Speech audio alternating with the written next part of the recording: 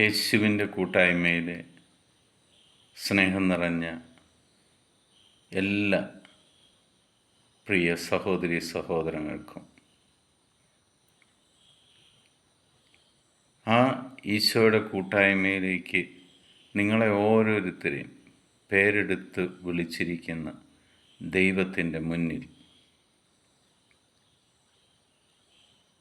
അതിരാവിലെ ദൈവവചനം കണ്ടുകൊണ്ടും വായിച്ചുകൊണ്ടും കേട്ടുകൊണ്ടും പുതിയൊരു ദിവസം തുടങ്ങുവാൻ ദൈവം നമ്മളെ അനുവദിച്ചതിന് സർവശക്തനായ ദൈവത്തിന് നന്ദി പറയാം.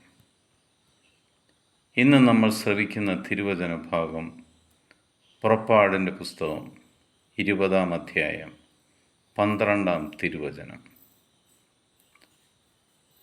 നിന്റെ ദൈവമായ കർത്താവ് തരുന്ന രാജ്യത്ത് നീ ദീർഘകാലം ജീവിച്ചിരിക്കേണ്ടതിന് നിന്റെ പിതാവിനെയും മാതാവിനെയും ബഹുമാനിക്കുക. സ്വർഗരാജ്യത്തിൽ അതോടൊപ്പം തന്നെ ഈ ഭൂമിയിലും ദൈവത്തോട് ചേർന്ന് നിന്ന് ദീർഘകാലം ഒരു വ്യക്തി ജീവിച്ചിരിക്കേണ്ടതിന്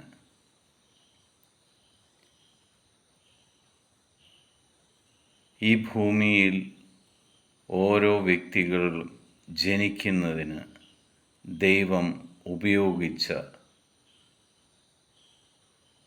മാതാപിതാക്കളെ അവൻ ബഹുമാനിക്കണം. നമ്മൾ ഓരോരുത്തരും നമുക്ക് ജന്മം നൽകുവാൻ കർത്താവ് ഉപയോഗിച്ച നിങ്ങളുടെ അപ്പനെയും അമ്മയെയും ബഹുമാനിച്ചാൽ ഈ ഭൂമിയിൽ ദൈവത്തോട് ചേർന്ന് നിന്ന് ദീർഘകാലം വസിക്കാൻ സാധിക്കും. നമ്മൾ സ്വയം ആത്മശോധന ചെയ്യുക. നമ്മൾ ഈ കൽപ്പന പാലിക്കുന്നുണ്ടോ? തെറ്റുപറ്റിയെങ്കിൽ ദൈവത്തോട് മാപ്പ് ചോദിച്ച് ഇനിയുള്ള കാലം മാതാപിതാക്കളെ ബഹുമാനിച്ച് ദൈവത്തോട് ചേർന്ന് നിന്ന് ജീവിക്കുവാൻ ശ്രമിക്കുക.